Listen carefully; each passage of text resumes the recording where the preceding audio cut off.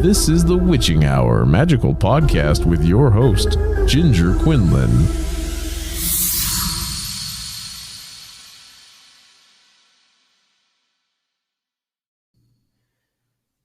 Hello, everyone. Welcome back to the Witching Hour Magical Podcast. This is Ginger.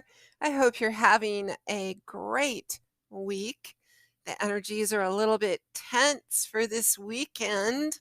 So just keep in mind that you may feel like there are things you want to do, things you might need to do, but then you'll have an overwhelming feeling of, I don't want to do it. Listen to the I don't want to do it part.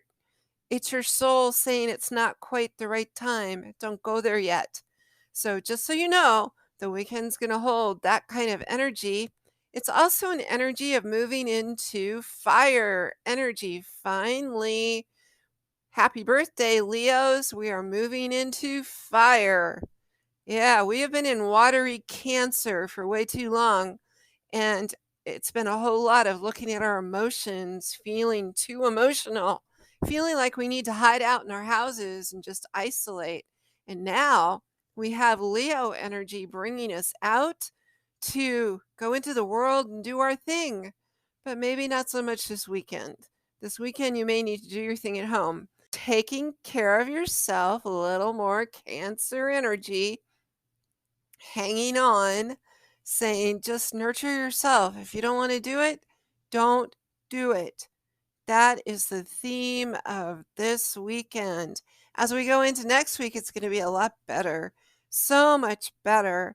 I feel like there's just going to be a lot of opportunities coming in, a lot of doors opening where others have slammed shut, or you quietly shut them yourself and said, nope, not today. Thank you very much. And so get ready. Next week is going to be all about manifesting and shining and putting yourself out there, maybe having conversations with a lot of people, expressing yourself through art, through communication, through being in the limelight. You may have a whole lot of that coming at you next week. Take advantage of it. But again, if your soul is saying, don't do it, not feeling good about it, absolutely don't do it. Put it away. If it's meant for you, it will come back around. Certainly will. So I'm sorry I missed you last week.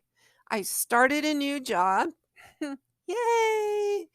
It actually feels like play to me. It doesn't feel very job-like. But I started growing microgreens, and I've been growing flowers. Yes, I'm an aspiring flower farmer and a microgreen grower. I love microgreens. They are so good and yummy and healthy for you. So my husband said, why don't you grow them and sell them? I said, why don't I?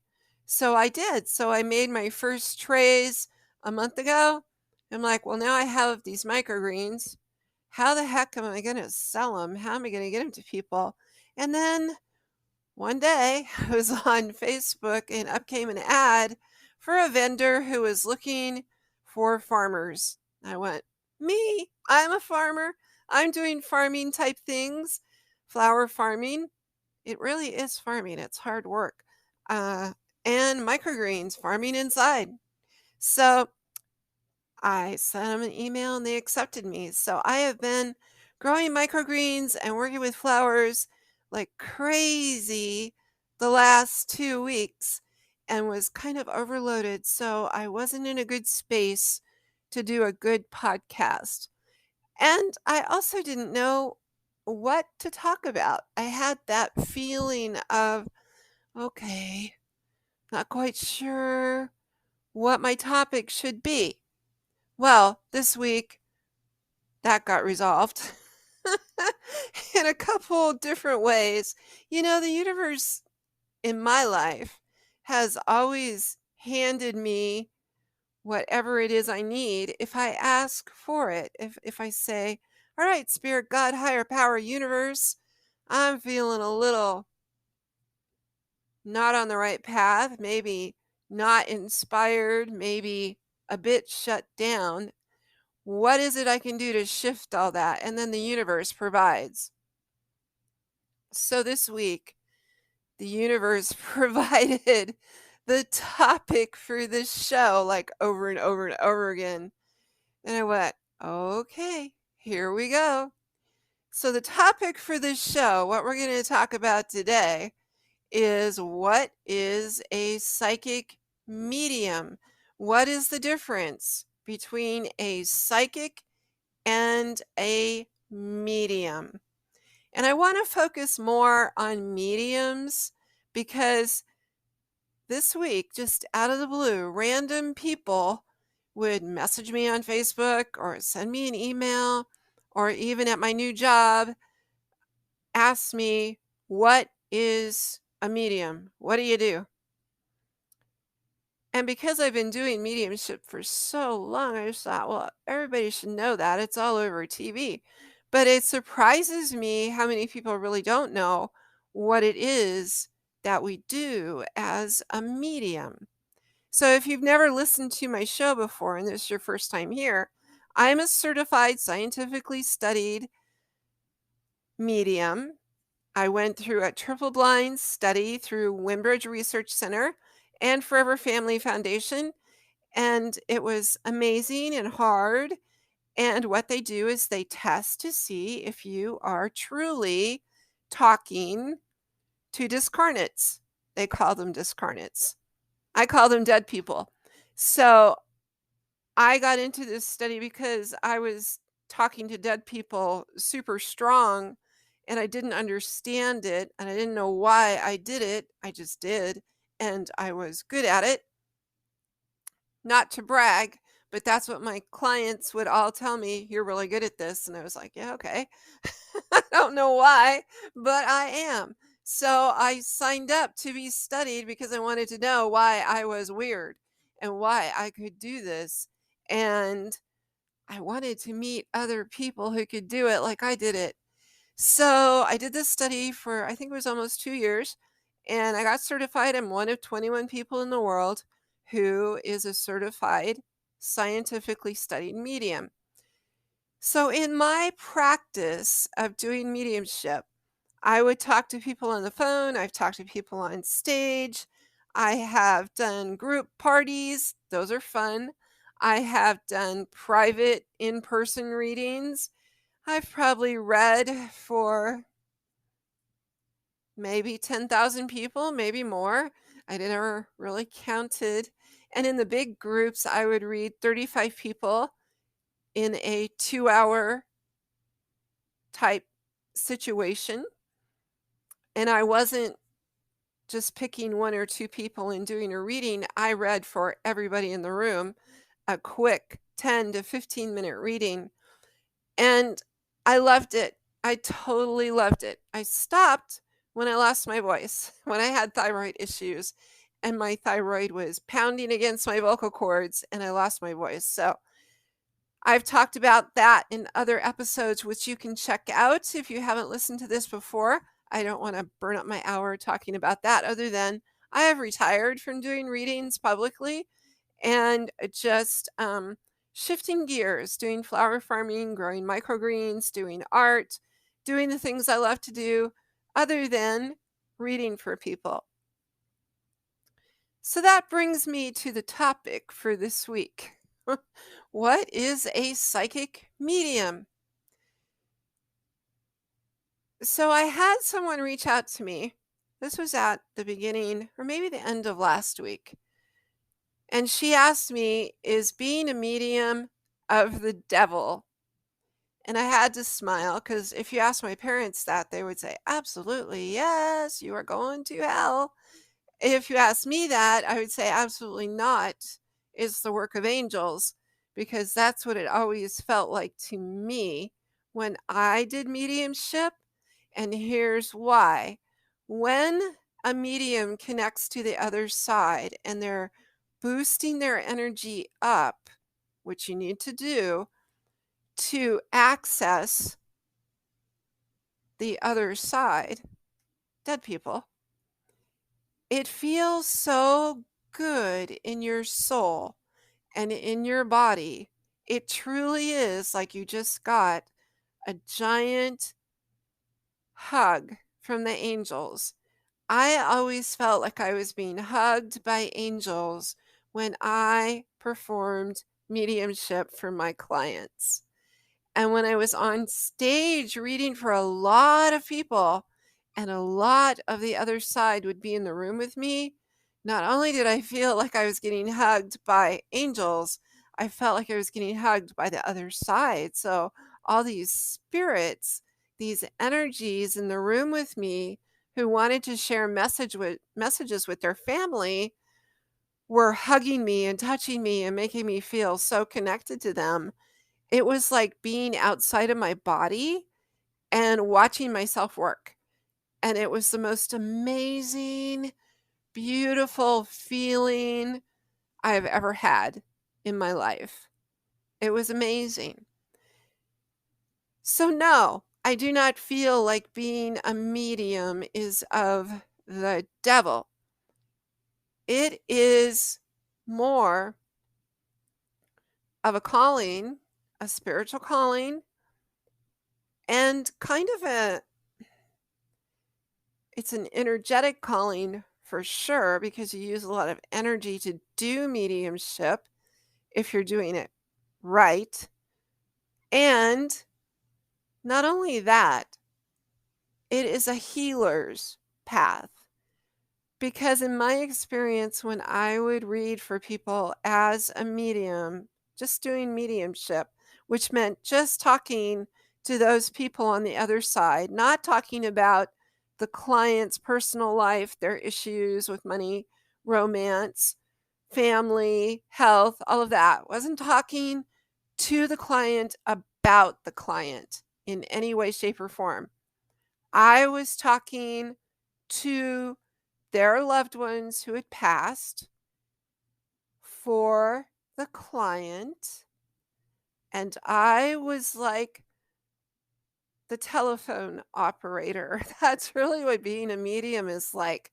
It's like you're sitting there with your phone talking to the customer, the client, and you're dialing up spirits on the other side. And it's like a party line, right? Because it's between me, the client, and the other side. And I'm in the middle being the messenger. That is what a medium does, partially.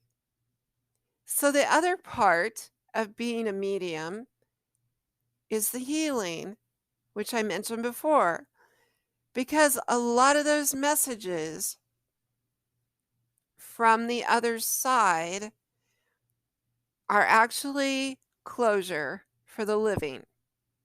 It's really this divine path of bringing closure, healing, communication from the other side to the client.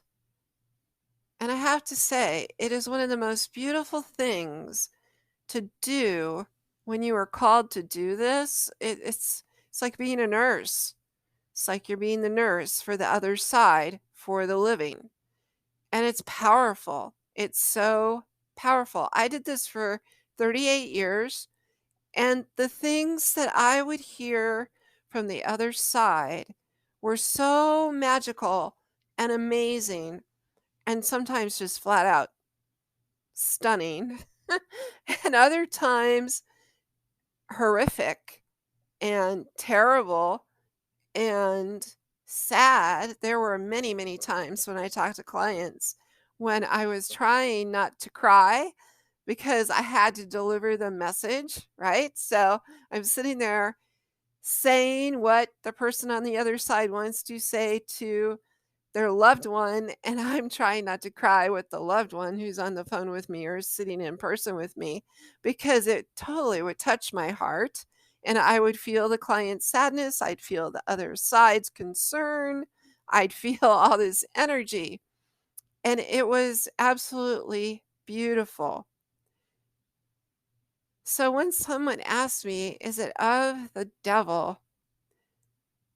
I don't believe so, because I don't think anything from the devil, from the dark side, from an evil standpoint, is going to feel as beautiful and loving and angelic as being a medium is. There's a whole process that happens during a mediumship reading. And when I would do mediumship, I would make sure that my room, my space that I was doing readings in, was very, very protected. I'd put salt around my room. I make sure I had a white candle lit. I would put gold light around myself to protect my aura and my energy. And I would ask my guides and angels before I started to make me the conduit, the messenger, and to really open my energy up to all the beautiful, wonderful healing that was about to happen in the session that I was getting ready to do with my client. And that's what I would do before I ever rang them up to start the session. So, what would happen to me in my readings is first I would get hot. I would feel like I'm having a hot flash. And that was always a clue to me that spirit was with me and the other side was with me too. So let me tell you what it feels like to feel the other side. And if you are somebody listening to this and you have any of these occurrences happening in your life, you are probably a medium. All right. So for me, I would get hot. Sometimes I would get cold. Sometimes I would get cold before the reading ever happened, like first thing in the morning when I get up, and I would start hearing messages before I ever got on the phone with the person I was going to be talking to. And because that would happen to me, and I would do so many readings during the day, I wouldn't exactly know who it belonged to. I would just hear, like, is it my time yet? Are we going to go talk to whoever it was? And one of the people that I would get that from constantly when I had to read for her was one of my clients. Her name was Anne. And every morning on the day that I was supposed to read for her, I would hear, I'm ready. I'm ready. Tell her Joe's ready. And I would think, oh, so that's Anne. And I need to hurry up. Even though her appointment was like 3 hours out, I would think this spirit really wants to talk to his mom. So I would feel that. Other times I'd be in my kitchen, like cleaning up the dishes, having my coffee, whatever. And I'd hear a woman's voice say, you missed a dish. I'm like, who do you belong to? And they give me the name of the client I was going to read next that morning, first thing. I'd be like, oh, well, she likes her kitchen clean. And I didn't know who she was. I just knew there was a woman talking to me who was connected to my client that I was going to be talking to probably in the next hour. So that would be how my days usually started before I did readings. I would start getting messages way ahead of time. I would also sometimes have dreams about who I was going to be talking with. Not the living people, but the dead people. And they would come and tell me, oh, we're going to be talking to Rick today, and I need him to know da da da da da. And I'm his dad or uncle or whoever.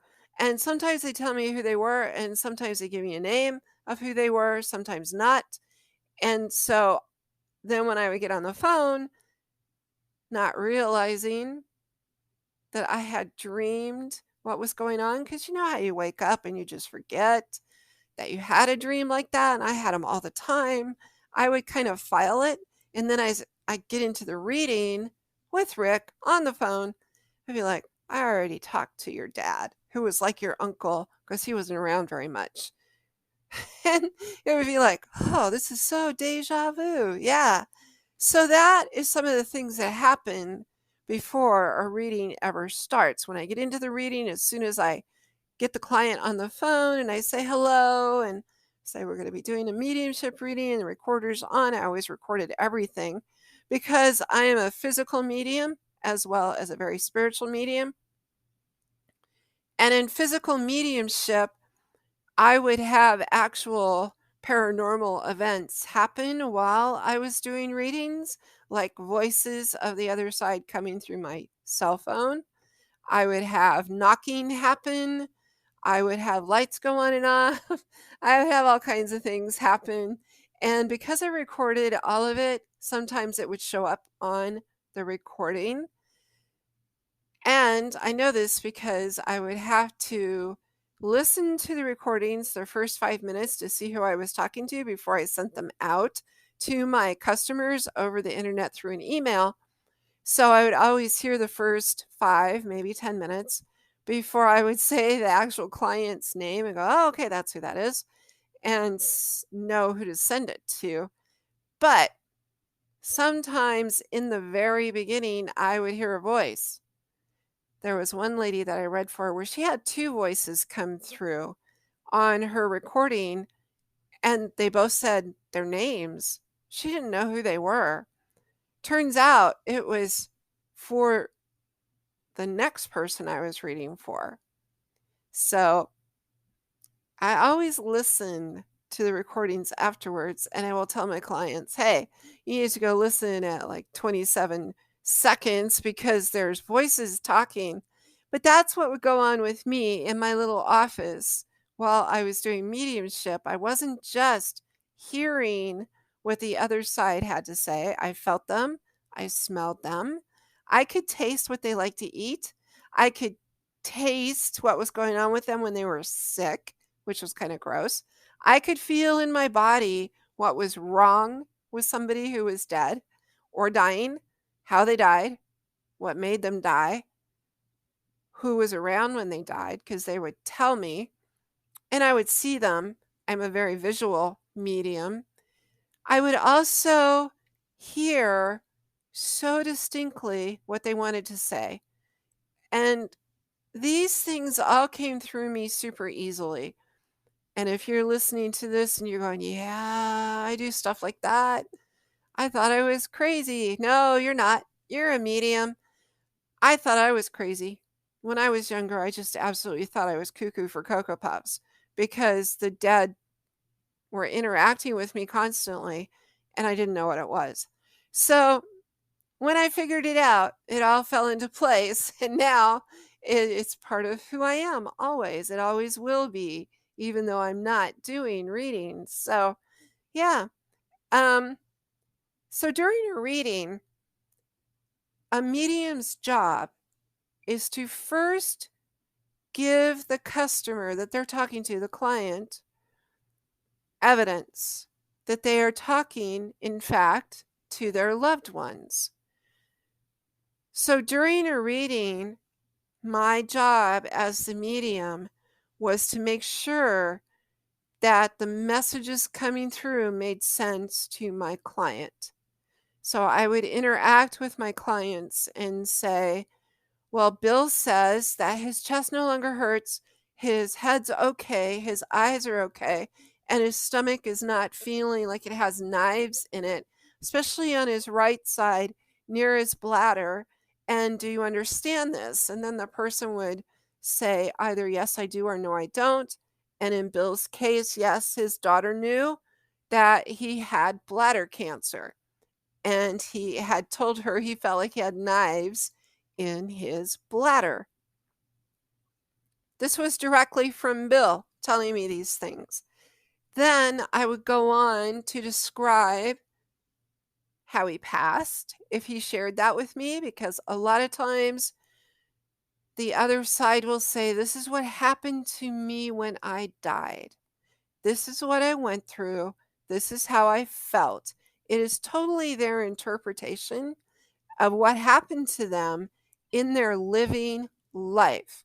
Many people do not understand that when they go to a medium. They think that the person on the other side is going to have this big back and forth conversation with the living person, when actually it's more of, let me tell you, the medium, what I went through and how it felt and what my feelings were about it, and if I was sad or frustrated or happy, any of those kind of feelings, so my living person knows exactly what was going on with me. And so many times when I would share that information with the living person I was talking to, I would also hear from the other side, I'm sorry I was grumpy. I'm sorry I wasn't a good patient. I'm sorry I didn't get to say goodbye to you. I'm sorry I had to leave. And the living person would go, oh no, they weren't like that. But the dead person that was connected to them, their loved one, would say, this is how it was for me. These are my perspectives. So when you talk to a medium, if you're thinking about getting a mediumship reading, make sure you are not giving that medium a whole lot of information. You want that medium to give you the information, and you want to be able to connect to it and be open to it and know that it is the perspective of your loved one who has passed that is coming through in that reading. And the medium's job is to give you the evidence of that. So keep that in mind if you choose to get a mediumship reading. There were many, many times I had to say, this is the perspective of the person who's talking.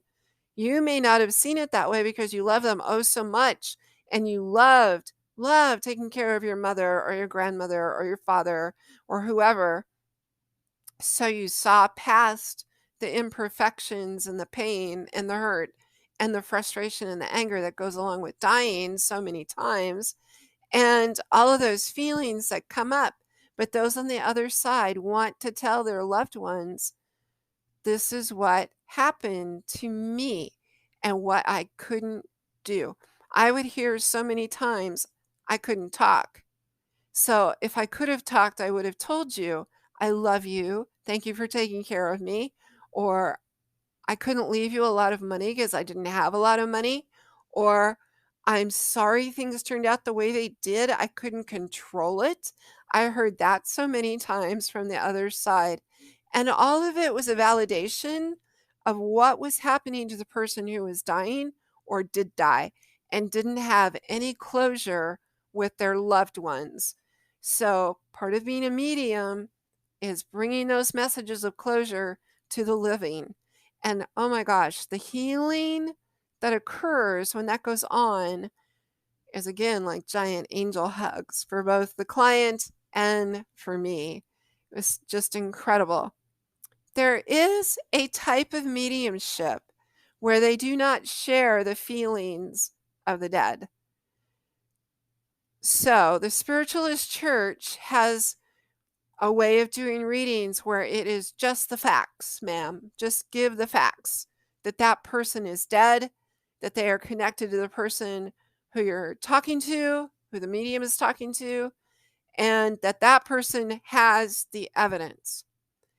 And as wonderful as that is, I have a hard time doing just the evidence because they talk to me like I'm an old friend who is conveying their messages to the living, and they want them to know, I'm sorry, or I love you, or I'm proud of you, or I'm around you watching out for you, or I didn't get to talk to you. They want the living to know that, and they want them to hear it.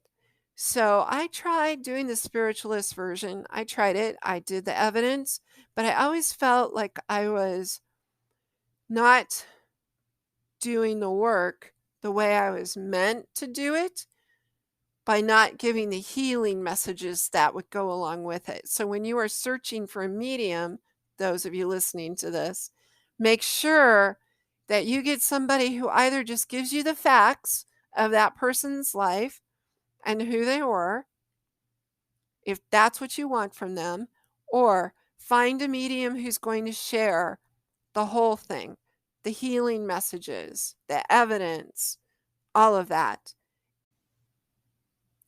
So if you're looking for a medium, think about, do you just want the facts of who this person was, the evidence, and have the medium tell you all the evidence of who they were, what they did for a living, what they were like, how they were as a parent or a brother or a sister or a child, whatever it is that is evidence in their existence?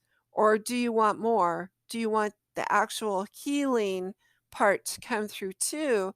Because either you didn't have closure or you just want to know what their energy is telling the medium beyond just the evidence. And please know that I am not bashing the spiritualist church at all. There are some incredibly gifted mediums in that kind of setting, and they do some amazing, amazing, beautiful work. I just know for me, I had to share the healing messages along with it. It was part of how I do readings. All right, so let's get back to what else a medium does. A medium, if they're a good medium, will not ask you a lot of questions. They will not. They don't want to know anything because they want the information to be as pure as possible from the other side. So when you, the client, ask a medium to give you the nickname that you called each other when your loved one was alive, your medium more than likely will not get that. They also won't get first names very often because here's the thing, on the other side, once people pass away, they become pure energy. They rise up to a very high vibration and they change. The soul goes through a transformation. I really liken it to starting in spirit school when you die. You go to a brand new place that is pure energy, and you are a baby soul in that brand new place. Just like when you come into the world as a living person, you don't know how to do much. And so, what I have found in my mediumship is other souls that are connected to this brand new soul that has just passed into this new energy realm come and help this brand new energy that has just arrived from being a living person. And it's kind of like going through spirit school. So it is not important for them to have a name because they are pure, beautiful energy, loving energy for the most part. Unless they were horrible, nasty people in life, because if they were, they'll be so in death. That's how it goes. They don't suddenly have everything washed away when they die. No, they're still nasty. All right. And some are evil. So evil in life usually means evil in death. I do not talk to the very evil energies. I refuse to because too many times they will want to take me over. And I don't want to allow that because then I'm sick for 2 weeks afterwards. And I can't get rid of them easily. It's not good. And they don't have anything good to say to the person that I'm talking to who is living. So I shut that down pretty fast. Protection, protection, protection. For the most part, the spirits that I've communicated with are absolutely wonderful.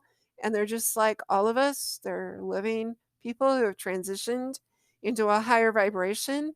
And they want their living people to know that they're okay, that they love them. Whatever their regrets might have been, they will share that. They'll share how they died. They'll share very personal things that only the living person would know. There's the evidence. So they don't give their names. It's not important.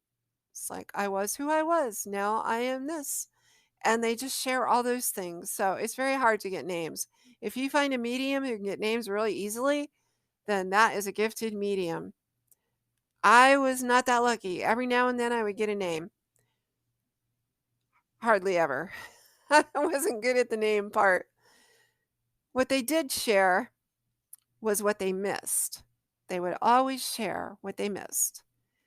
So if you're going to a medium and they start talking about how Grandma Gordon liked cooking fried chicken and watching Grandpa Gordon spit watermelon seeds across the table outside at the barbecue, or how she liked to have her hair done every Friday when she got older because it made her feel pretty, or how she had 4 different heart attacks and didn't die. That's the kind of things they love to share. They also love to share that they miss being around their people. They miss having those human interactions with the living because everything they're doing is kind of on a pop in from that high vibration to the living realm vibration and give you a clue that they are around. And so when they talk to me for a client, I will hear many times, I am watching out for usually a child. They will say, I am knocking on the wall, especially at night, to say goodnight to you. I am rummaging through your refrigerator like I'm in it and I'm going to break out of it. I get this a lot with grandmas who like to cook, who are always in the kitchen. Sounds like they're busting out of the refrigerator. They will tell me I shuffle around in my house slippers, my favorite house slippers, and my bathrobe in your kitchen. You got dishes in your sink. They'll tell me I like to touch the back of your neck when you're working on your computer or on your phone to get your attention, and you may get a wicked cold shiver and not know what that is. Well, honey, it's me.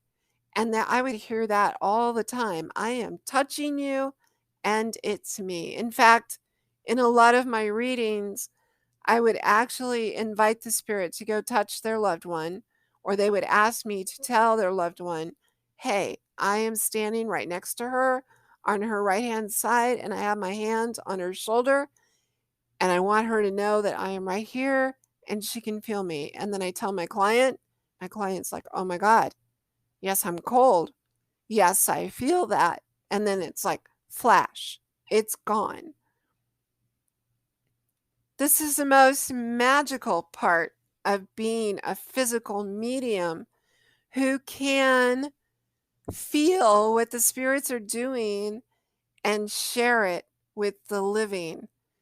To me, that's like the most beautiful gift you can give somebody who's lost a loved one. See how it's like hanging out with the angelic realm? It's just giving the living people hugs all day long. Since I'm not doing that anymore, I seriously miss it. I really do, I'll be honest. I miss doing readings and I miss the interactions with all the different energies, but I also know I got to take care of me, and it's not the path that I'm supposed to be on anymore. But I do seriously miss that beautiful healing that happens. So let's talk about what mediums don't do. Because if you're looking for a mediumship reading, you need to know this. A reputable medium will not give you a psychic message. What does that mean? So if you say, does Gary have a message for me about my brand new job? Gary is not going to have a message for you about your brand new job. Gary might say to you, I go to work with you and I look over your shoulder, or I'm protecting you from your mean boss, or I know that you're stressed out because your job is not going good, but they won't tell you what you need to change or what you need to do unless it pertains to them, to the other side. I have had so many people in spirit say, did you find the money I left you in the Bible? Did you find the insurance policies at This bank that's in my safety deposit box that I never told anybody about, even in my will. Oh, that's right. I didn't have a will. I've told people that, and they have found lots of money and lots of surprises. Did you find the money that I stuck into the wall grate 2 years ago? There's like $4,000 in there. Things like that, they will absolutely share. The other thing they will not do is give you a message through a medium about how you need to change your life and what you should do. They won't do it. And the living people always want that kind of message, but they will not do it. They will give their perspective of who they were, how they felt, what they regret, what they love, what they miss, and the things that did not have closure. That's what they share. And then they are off to do their work in the spirit realm as they become stronger spirits in that energy. So if you go to a medium and they start telling you, your Uncle Bob says you need to leave that guy. Oh, they won't do that. Your Uncle Bob might say, I protect you from that guy you're with. Or they'll say, you have a new love coming in, but they won't give you anything else to go with that. They'll also say things about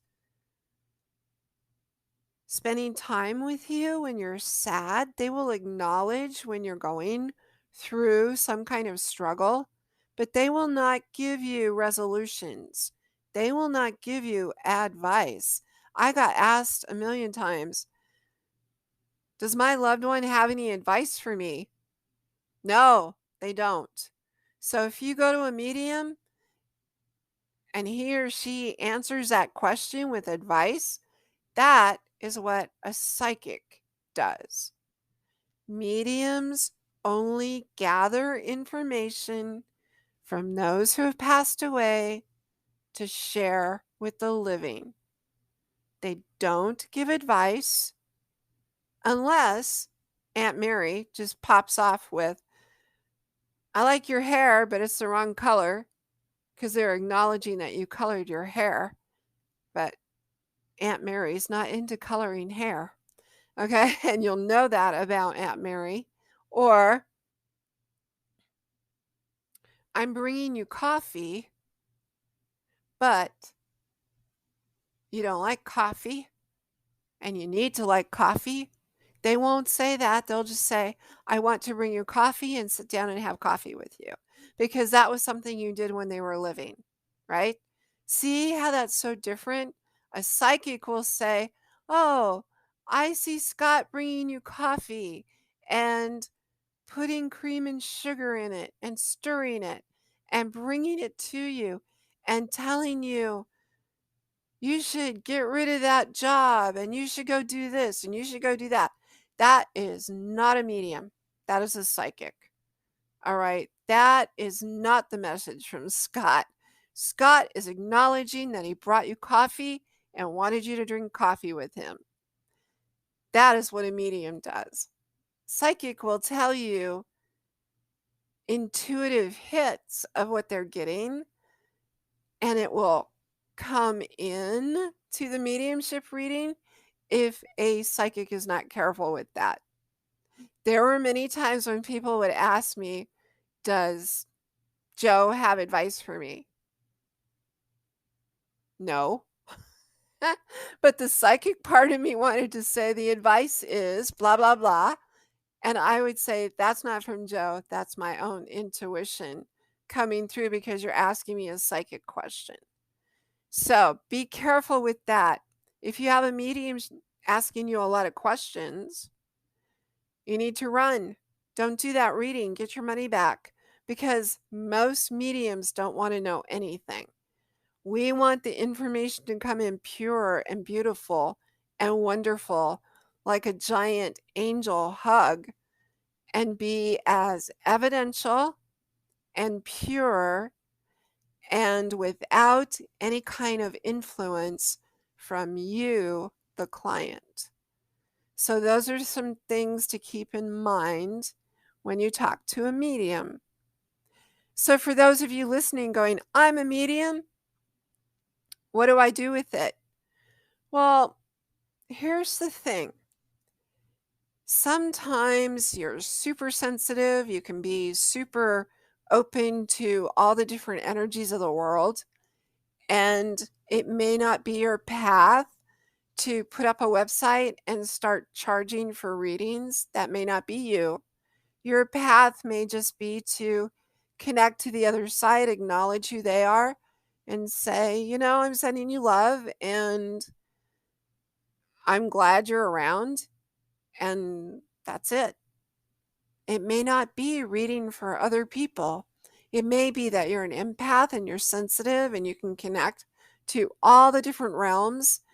And you may be somebody who does like paranormal investigations where you're looking for the other side and you're seeing the evidence and acknowledging them, or clearing a house, doing whatever you want to do with the paranormal.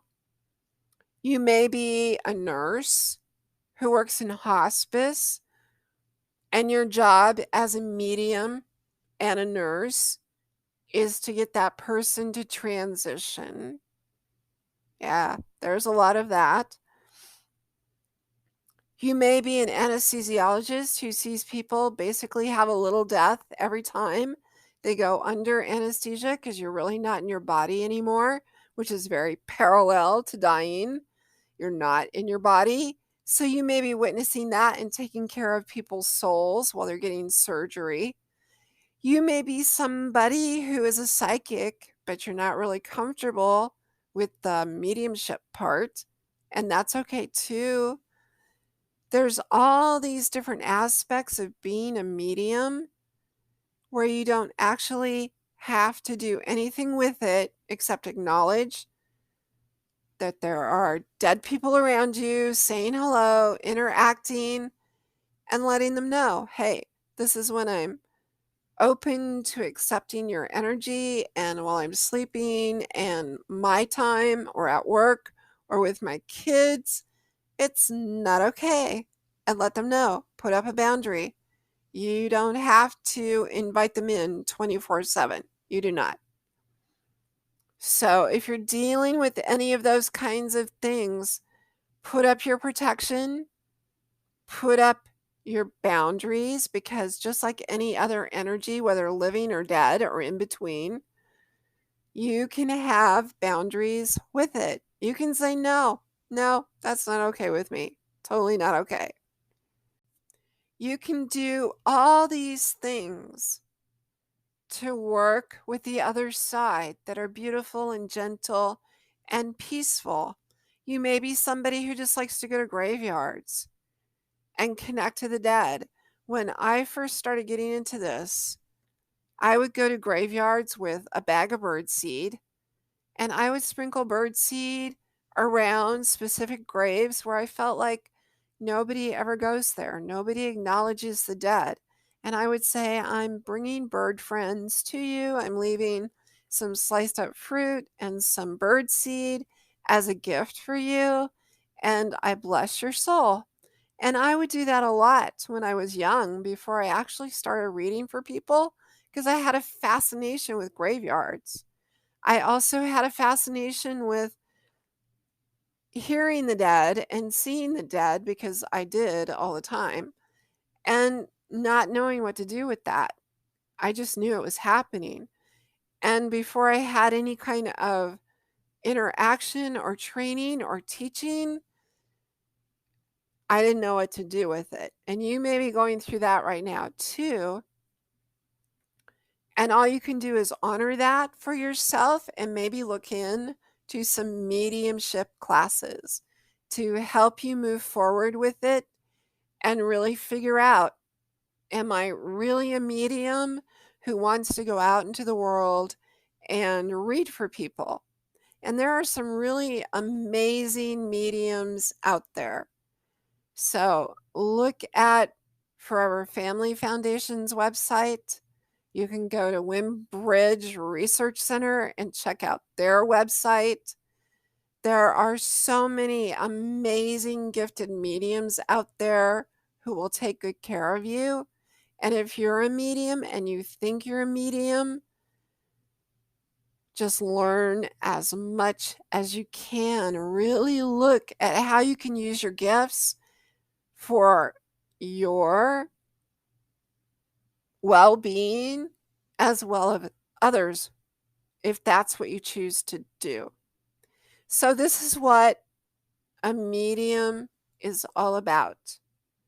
To bring you the messages from the other side for the highest good of both people involved or everybody involved, and to bring closure, healing, and evidence to the living people.